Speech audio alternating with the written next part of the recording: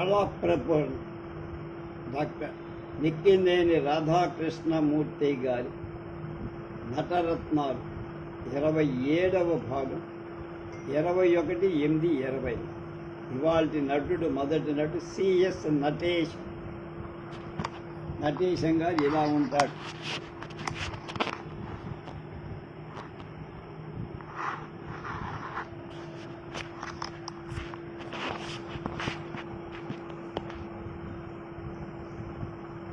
ఆనాడు తెలుగుదేశంలో ఆయా పట్టణాలలో నాటకరంగం ఉద్భవించి దినదిన ప్రవర్ధమానమవుతున్న రోజుల్లో అప్పుడప్పుడు బొంబాయి నుండి పూనా నుండి Parsi theatrical company, Bapat Balavantharao company, పాలీవాలా theatre వాళ్ళు మద్రాసు వచ్చి నాటకాలు వేస్తున్నారు. ఫోకసింగు, జిగేల్మనే దుస్తులు చూసి ఉత్తేజితులై ప్రభావితులైన వారు నటేశం గారు పూర్వీకులది చిత్తూరు జిల్లా చంద్రగిరి. తండ్రి మద్రాసులో ఇంజనీరు, పుట్టింది పెరిగింది విద్యాభ్యాసం అంతా మెడ్రాస్.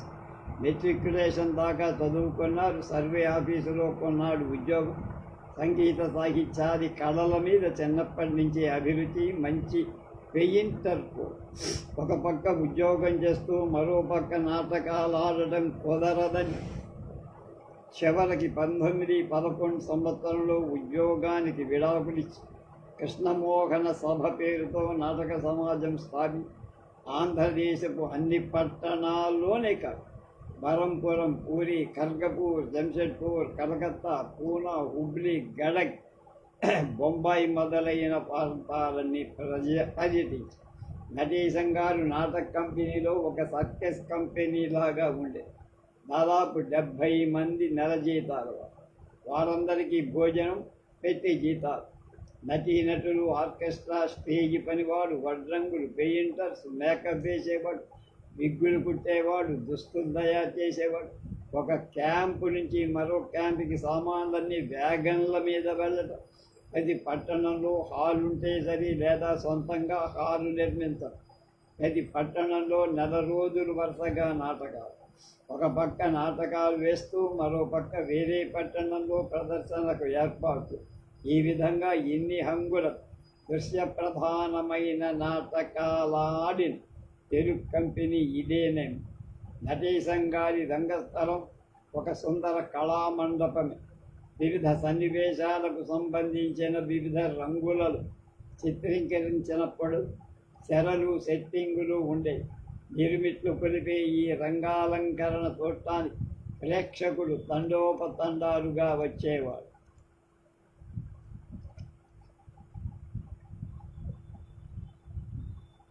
ప్రతి పట్టణంలో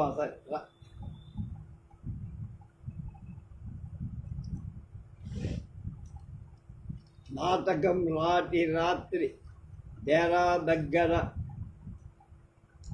చక్కగా అలంకరించేవారు.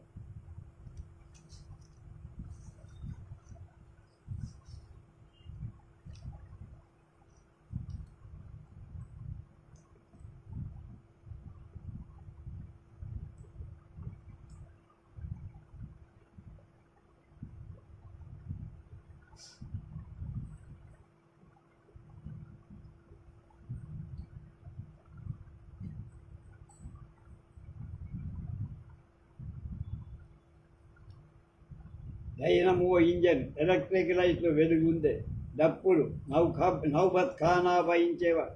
వారి నాటకాల్లో రంగురంగుల ఫోకసింగ్ లైట్, మిరుమిట్లు కొలిపి. లంకా దహనం నాటకంలో పెద్ద సముద్రం, ఆ సముద్రాన్ని హనుమంతుడు అమాంతంగా దాటడం, లంకను తగలబెట్టడం యథార్థంగా చూపించేవారు. నారదుడు ఆకాశం నుంచి మేఘాలు చీల్చుకుంటూ వైర్ వర్క్ మీద అమరగానంతో కిందకు దిగారు.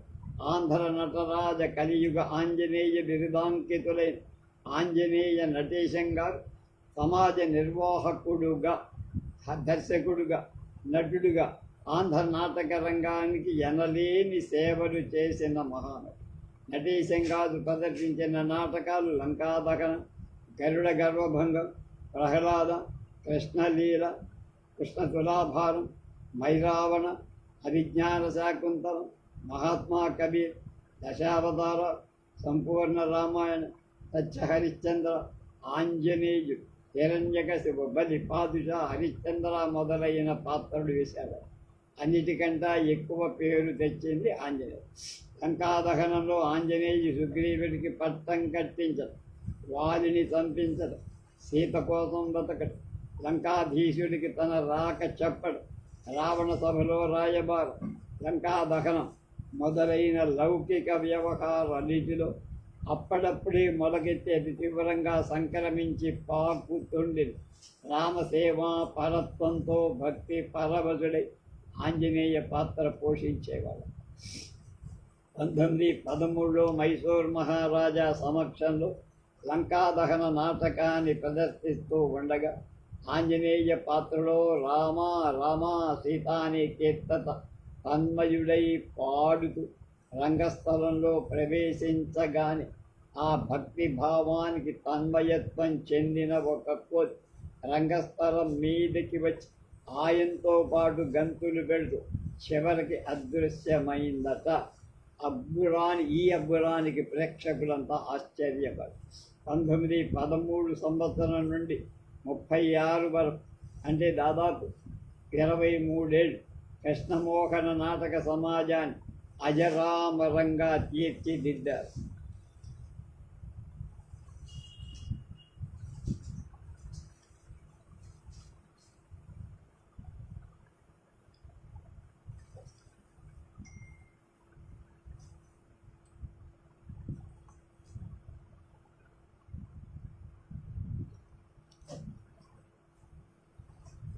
నటేశం గారికి నాటకాలన్నిటిలో కథానాయిక పాత్రలు ఆయన భార్య నాగమణి స్వభావ సిద్ధమైన నటన వైదుష్యంతో ఆయన్ని మించి ప్రేక్షకులను ఆకర్షి. నటేశం గారు దేదీప్యమానంగా నాటకాలాడుతున్న సమయం తెలుగుదేశంలో కాంట్రాక్ట్ నాటకాలు ప్రారంభమై నాటక రంగ మర్యాదలన్నిటినీ మంట కలపడంతో పొంగిపోయిన నటేశం గారు 1936లో సమాజం రద్దు చేసింది. ఆనాడే సినిమా రంగ ప్రారంభం. నటేశం గారు రాజదర్బారులా సన్మానాలు అందుకున్నారు, బిరుదులు పొందారు.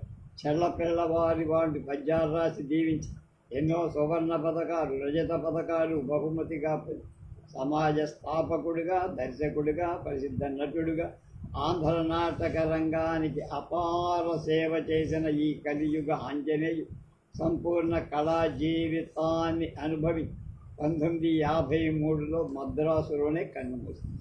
అంతర్విషయాన్ని మాత్రమే కాక బాహ్య కృతిని కూడా నటుడు పరిశోధించి సమన్వయం చేసినప్పుడే తాను ధరించబోయే ఓ నూతన అవతారం యొక్క ప్రతి వివరమైన అంతరార్థాన్ని నటుడు గ్రహించగలుగుతాడని స్టానిన్ స్లవిస్కీ అనే ఆయన చెప్పారు. వెదురుమూడి శేషగిరిరావు గారు.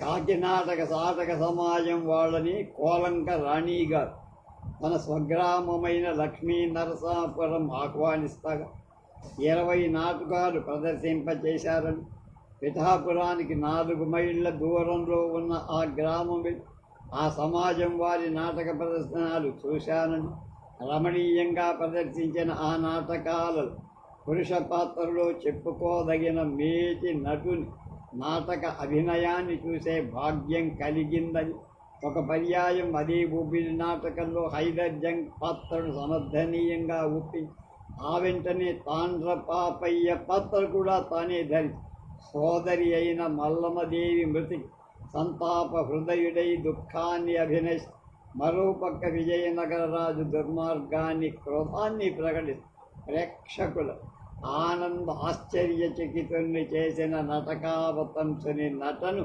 చూసే భాగ్యం నాకు కలిగిందని ఆయనే ప్రసిద్ధ నటుడు, ప్రసిద్ధ పాత్రికేయుడు అయిన వెదురుమూడి శేషగిరిరావని పద్మశ్రీ వెంజమూరి వెంకట లక్ష్మీ నరసింహారావు తమ నాటక రంగ అనుభవాలతో విశదీకరించి, అంటే అనసూయ, సీతా అనసూయ తండ్రి గారు వెదురుమూడి శేషగిరిరావు గారు 1874 కాకినాడ తాలూకా కరాపలో శ్రీనివాసరావు లక్ష్మీబాయి దంపతులకు పుట్టారు.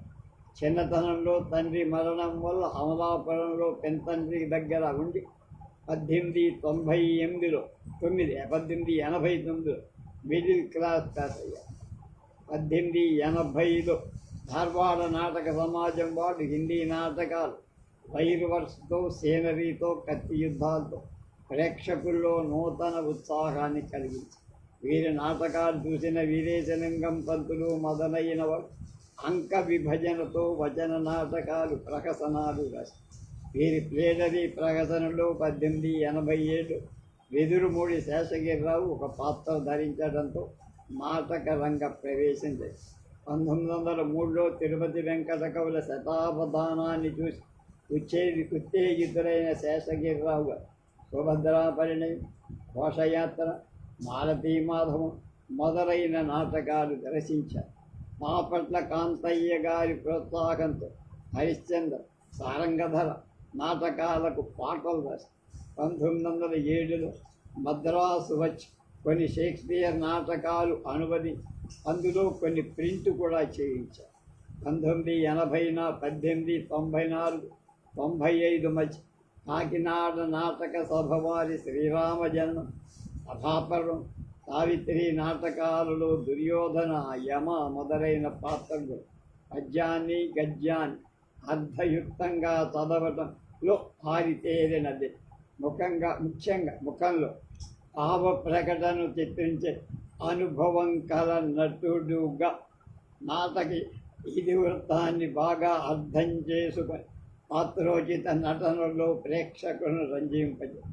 1907లో శేషగిరిరావు గారు తణుకొచ్చి 14 వరకు ఉండి, అంటే 7 ఏళ్ళు, గుబ్బిలి పుష్పనారాయణరావు గారి నారాయణరావు వధ నాటకాల్లో హైదర్ జంగ్, సుమేర్ సింగ్ పాత్రలు పోయి శేషగిరిరావు తెలుగు సాహిత్యంలో విశేష పరిచయం వల్ల పుష్టిగల భాష రాయగల, తెలుగు భాషలోనే కాక ఇంగ్లీష్లో, హిందుస్థానీలో బాగా మాట్లాడగల నేరు. ఆయన ఆజానుబాహువు, సహజ సౌందర్యంతో కూడి అంగ సౌష్ఠవంతు, ప్రసిద్ధ నటుడికి ఉండాల్సిన శక్తి సంపదలన్నీ సంతరించుకున్నారు. శరీర దారుఢ్యం తగ్గడంతో నాటకాలలో పాత్రలు ధరించడం మానుకొని మద్రాసు వచ్చి కాశీనాథు నాగేశ్వరరావు గారి ఆంధ్రపత్రికలు సంపాదకులుగా ఉంటూ సహాయ పనిచేసి మద్రాసులో ఉంటూనే శివాజీ, హైదర్ జంగ్, సుమేర్ సింగ్ పాత్ర ఆంధ్ర విద్యార్థుల వార్షికోత్సవ నాటకాల్లో ధరించారు. మద్రాసు సుగుణ విలాస సభ ఆంధ్ర నాటక శాఖకు దర్శకుడిగా, నటుడిగా కూడా పనిచేసి బళ్ళారి రాఘవ, నెల్లూరు నాగరాజారావు, కృష్ణస్వామి, కందాడై శ్రీనివాసన్, కామాక్షి సుందర శాస్త్రి మొదలైన ప్రసిద్ధ నటుల పరిచయంతో వారి పక్కన పాత్రలు ధరించి పేరు తెచ్చు చనిపోయేదాకా ఆంధ్రపత్రికలో ఉద్యోగిగా ఉండి చనిపోయి సరస్వతి రంగస్వామి అయ్యంగార్ సుప్రసిద్ధ నాటకాగ్రేసరుడైన సరస్వతి రంగస్వామి అయ్యర్ అఖండ మేధ.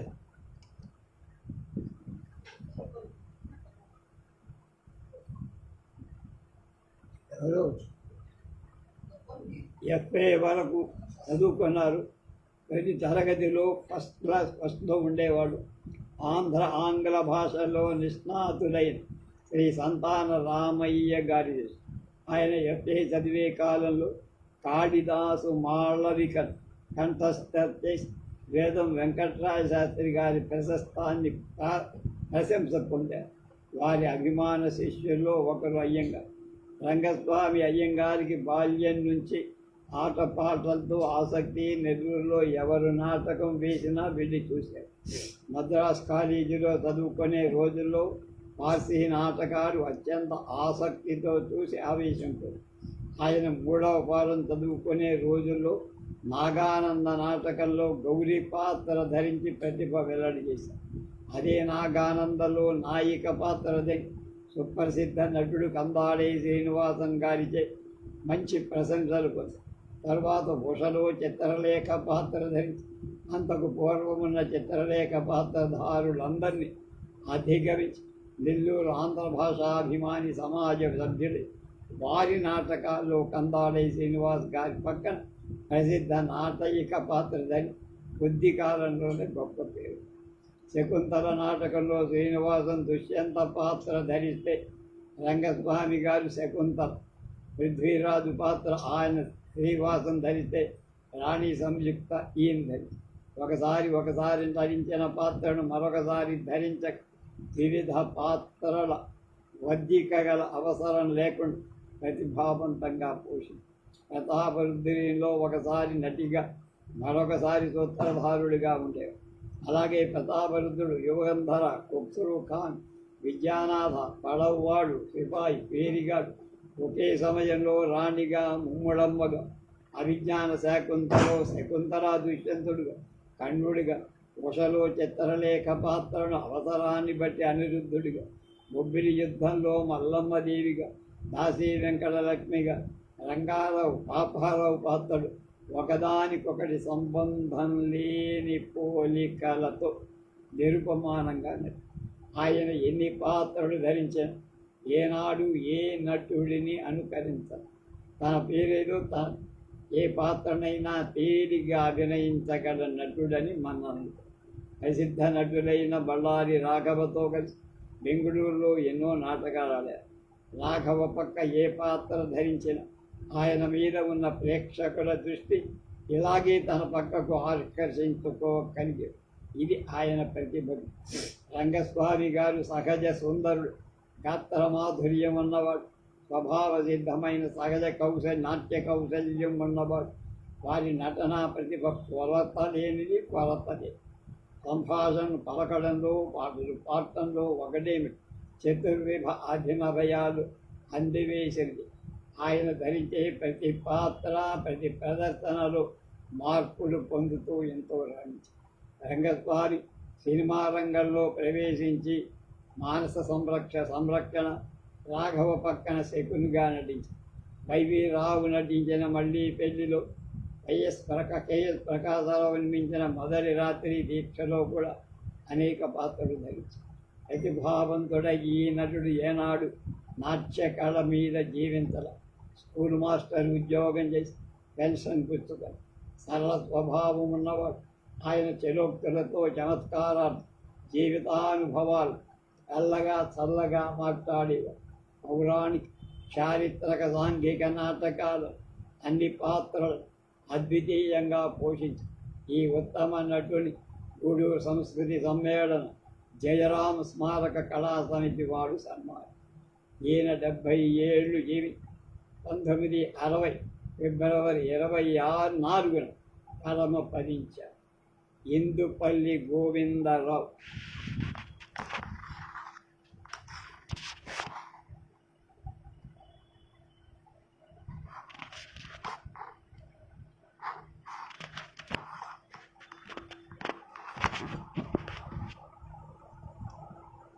ఒకనాడు 1916 రాజమండ్రిలో ప్రదర్శించిన గయోపాఖ్యాన నాటకం పోటీలో చిత్రలేఖ పాత్ర ఉత్తమ నటిని బహుమానాన్ని అందుకొని మరోనాడు 1918లో గుంటూరులో నిర్వహించిన నరకాసురవధ నాటక కాంపిటీషన్ సత్యభామ పాత్రకు నటనలో అత్యుత్తమ బహుమతి పొంది ఇంకోనాడు 1926లో పెదవాడ మారుతి హాల్లో నిర్వహించిన చింతామణి నాటక పోటీల్లో రాధ పాత్రకు ప్రథమ పారితోషికాన్ని పొంది అదే ఏడాది పెదవాడలో జరిగిన హరిశ్చంద్ర నాటక కాంపిటీషన్లో చంద్రమతి పాత్రలో నటనకు సువర్ణ పథకాన్ని గెలుచుకొని వేల కొద్దీ ధనాన్ని ఆర్జించి ఆంధ్ర నాటక రంగంలో నటనలో ముఖ్యంగా స్త్రీ పాత్ర అభినయం మహోన్నత శిఖరాలను అధిరోహించిన ఒక మహానటుడు. బందర్ నగరంలో పంపుల చెరువు గట్టు పక్క విజయవాడ బందర్ రోడ్డు మీద ఒక పూరి గుడిసెలో కుట్టి మంచం మీద కూర్చొని ముక్కుతూ మూలుగుతూ భార్య తయారు చేసిన పునుగులను వచ్చేపోయే వాళ్ళకి అమ్ముకుంటూ నిరాశాపూరిత హృదయంతో బతుకును భారంగా ఈడ్చుకుంటూ కన్నుమూసి పాత్రలో స్త్రీ పాత్రధారణలో సిద్ధహస్తులైన ఇందుపల్లి గోవిందరావు బందర్ బలరాంపేటలో 1897 ఆగస్టు 12వ తేదీ కృష్ణారావు లక్ష్మీకాంతమ్మ దంపతులకు జన్మించి 9వ క్లాస్ వరకు నోబెల్ హై స్కూల్లో చదివారు. నటులతో స్నేహ సంబంధాలు ఏర్పడడం వల్ల నాటకాలు వేషాలు ధరించాలనే కోరిక కలిగి అవకాశం మొత్తం రాదు. 19 ఏళ్ళు దేశభక్తుడైన లోకమాన్య తిలక్ కవిరాజు త్రిపురనేని రామస్వామి బందరుకు ఆహ్వానించిన సమయంలో ఆయనకు జరిగిన సన్మానంలో ప్రదర్శించిన తారాశంకర్ నాటకంలో 2వ చంద్రుని పాత్ర ధరించే అవకాశం కలిగి తారాశంకర్ నాటకం దర్శించిన తిలక్ నాటకంలో 2వ చంద్రుడు పాత్రను ధరించిన చిరంజీవి పున్నమి నాటి చంద్రుడుగా ప్రకాశింపగలడని ఆశలు. చంద్రుడి పాత్రను తిలకించి ముగ్ధుడైన పింగళి లక్ష్మీకాంతంగా తమ రాయల్ థియేటర్కు ఆహ్వాని నెలకు ₹25 దీపం ఏర్పాటు. ఆ విధంగా రాయల్ థియేటర్లో ప్రవేశించిన గోవిందరావు ప్రసిద్ధులైన ముందులూరు కృష్ణారావు, రాఘవాచారి, విడియార్ చరవలింగం, పింగళి లక్ష్మీకాంతం, పింగళి వీరయ్య, పింగళి నర్సయ్య, తలా లక్ష్మీకాంతం మొదలైన వాళ్ళ సరసన అనేక నాటకాల్లో పాల్గొని నటించారు. రాయల్ థియేటర్లో ధరించిన స్త్రీ పాత్రల అనుభవంతో అహర్నిశలు కృషి చేసి స్త్రీ పాత్రాభినయంలో సిద్ధహస్తులు అనిపించుతారు. మధ్య పఠనంలో ఆయనే సారి సుమధురమైన రాగాలాపన ప్రేక్షకులను ఉర్రూతలు. ఆయన గానం వీణుల విని ఆయన స్త్రీ పాత్రలో భావావేశం పొందేవారు. పాత్ర అనుగుణమైన సాత్విక చలనాన్ని వివిధ స్థాయిలో లాలిత్యమైన సంభాషణ విధానాన్ని చేశారు. స్థాయి భావాలన్నీ ఉందాగా హాయిగా అభినయించారు. ఆంగికాభినయంలో అంగ సౌష్ఠవం కదలికలను ఉత్తమంగా అభినయించారు. రసపుత్ర విజయంలో విమల పాత్రలో వీరరసాన్ని, హరిశ్చంద్రలో చంద్రమతిగా శోకాన్ని, నరకాసుర వధలో సత్యభామగా శృంగారాన్ని, ఈ విధంగా నవరసాలను సమపాళ్ళలు అద్భుతంగా పోషి రసికులైన ప్రేక్షకుల మన్ననలు. ముఖ్యంగా స్త్రీ పాత్రలకు కావాల్సిన అణకు, అలక, కొలుకు, పలుకు, కోరతూపుడు, ఉయ్యారాలు, నయగారాలు, చిరునవ్వు, చిందులాలు, చిరుకోపం ఇవన్నీ అభినయించడం ఆయన సొత్తు. ఆంధ్రదేశంలో ఆయన ప్రక్కన నటించని నటుడు ప్రతి నాటక సమాజం ఆయన్ని ఆహ్వానించి ఆకటకాలు పలు. కురుక్షేత్రంలో సంజయుడు, అయోపాఖ్యానం చిత్రలేఖ, పాదుషా పరాభవంలో ఇందిర, రంగూన్ రౌడీలో అన్నపూర్, కనకతారలో కమల, సావిత్రిలో సావిత్రిలా ఎన్నో పాత్రలు జీవం పోశారు. సారంగధర స్థానం చిత్రాంగి పాత్ర వేస్తే గోవిందరావు రత్నాంగి పాత్ర, స్థానం చింతామణి వేస్తే ఈయన రాధా పాత్ర. దొంబేటి సూర్యనారాయణతో కలిసి 476 నాటక ప్రదర్శనలో పాల్గొన్నారు. బందావారితో, రఘురామయ్యతో, గురదనాయుడు, మద్దారి చిత్రపు సోదరు, త్వరగా హనుమంతరావు, పాతూరు సుబ్బారావు, మట్టా సూర్యనారాయణ మొదలైన వాళ్లతో అనేక నాటకాలు ఆడారు. 1923లో రాజమండ్రిలో బాలదేవి నారాయణదేవు గోవిందరావుని సన్మానించి రంగభూషణ బిరుదు, గంపెలగూడెం జమీందారు స్త్రీ పాత్రాభినయానికి ముగ్ధులై ఒక రవ్వల బ్రోచ్ బహూకరించి అనేక సన్మాన సభలలో ఈయనకి చీరలు, రవికలు బహుకంగా చీర సింగాడించడంలో స్థానం ఎంత గొప్పవాడు ఈయనకు. అభిమాన ప్రేక్షకులు వీరి చేత ఒక్కొక్క పద్యం కోరి పాడించుకొని కరెన్సీ నోట్లను వెదజల్లేవాడు. రజత పథకాలు స్టేజి మీద నెలల తరబడి క్యాంపుల తర్వాత ఇంటికి తిరిగి వస్తూ 850 రజత పథకాల మూట మోసుకొచ్చారంటే ఆనాడు గోవిందరావు ఎంతటి ప్రజాదరణలు పొందిన నటుడు. ఆయన జీవితకాలంలో ఏనాడు విశ్రాంతి ఎరుగని నటశ ఎంత ధనాన్ని ఆర్జించినా రేపు అనేది ఎరగకుండా ఖర్చు. ఎంతోమంది నటుల వివాహాలు, పేద విద్యార్థులు దాన ధర్మాలు చేసి వృద్ధాప్యంలో వ్యాధిగ్రస్తులైన కారణంగా ఉన్న కాస్త డబ్బు కర్పూరంలా ఖరీదు. నట జీవితమే సమాప్తమే. పుట్టిన 13 సంతానంలో ఏ ఒక్క బిడ్డ బతికినా ఈ స్థితి లేకపోతే ఎవరు బతకలేదు. చివరకు దుర్భర స్థితిలో కన్ను. పిల్లల మర్రి సుందర రామయ్యతో ఇవాళ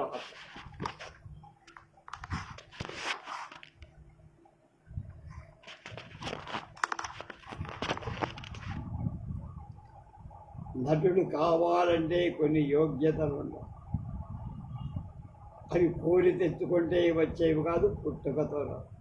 నటుడికి ముఖ్యంగా కావలసింది మానవ కళ్యాణం, దేశ కళ్యాణాన్ని కాంక్షించేపడి సహృదయం, భావ ప్రకట చేయగలిగిన మూర్తిమత్వం, పర్సనల్ రసానుభూతిని కలిగించే వాక్ పటిమ.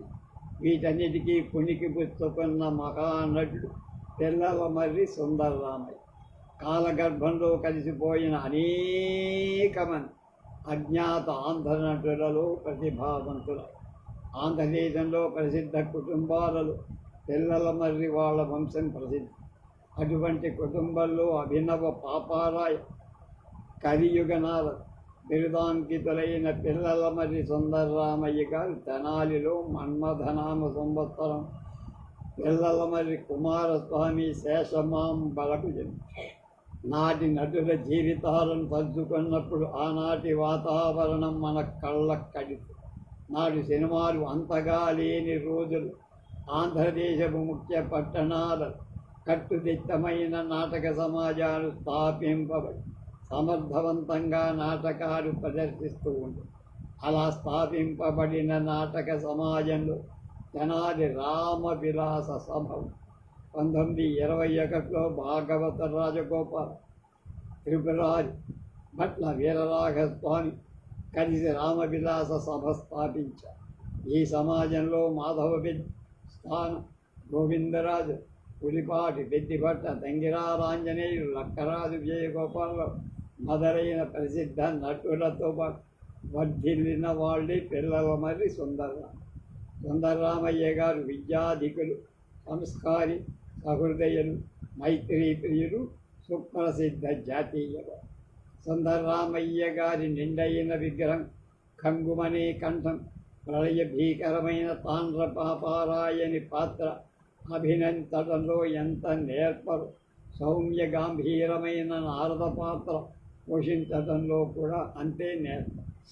రోషనావరలో నరసింహుడు, బొబ్బిల్లో పాపారాయి, పాండవ నాటకాల్లో భీమ, నరకాసుర వధలో నరకాదు, రత్నాంగదు, సహరాబురుస్తంలో సహరా, హరిశ్చంద్రలో హరిశ్చంద్ర, చింతామణిలో బిల్వమంగళ, సారంగధరలో రాజరాజు మొదలైన ప్రసిద్ధ పాత్రలన్నిటిని రమణీయంగా కమనీయంగా నటి సుందరరామయ్య గారు బొబ్బిల్లో పాపారాయ పాత్రను ధరించిన నాడు గర్భిణీ స్త్రీలను ఆ ప్రదర్శనానికి రానిచ్చేవాడు కాదు. భయపడిపోతే వాళ్ళకి ప్రసవం అవుతుందని. బొబ్బిల్లో పాపారాయుడుగా ఆంధ్రదేశంలో నాటికి నేటికి ఆయనది అగ్రస్థానం. చాలామంది నటులు పాపారాయ పాత్ర ధరించారు, కానీ సుందరరామయ్య గారిల ఆ పాత్రను తీర్చిదిద్దలేకపోయి. ఆ వెలమ దర్జ, పౌరుషం ఆయనలో అచ్చు బుద్ధి కలదు. రుద్రాక్ష తులసీమాలను ధరి మే చేత తంబూరా మీడుతూ అష్టపదులు శ్రావ్యంగా పాడుతూ రంగస్థలం మీద ప్రవేశించేసరి ప్రేక్షకులకు బ్రహ్మమానస పుత్రుడైన నారదుడి దిగొచ్చాడా అన్నంత భ్రాంతి కలిగి, ఈ దేశం విధి నా జన్మ అని రామసింహుడిగా రంగస్థలంలో ప్రత్యక్షమయ్యేసరికి ప్రేక్షకులంతా జాతీయ భావ ప్రపూర్ణులయ్యారు. సుందరరామయ్య గారి పాత్రలు వేషధారిగా రంగస్థలంపైకి నటన చూపించడం ఏనాడు లేదు. ఆ పాత్రలు తన్మయుడు, పాత్రలు జీవించి రంగస్థలం అనే మాటే ప్రతిభావంతంగా తన పాత్ర పోషించారు.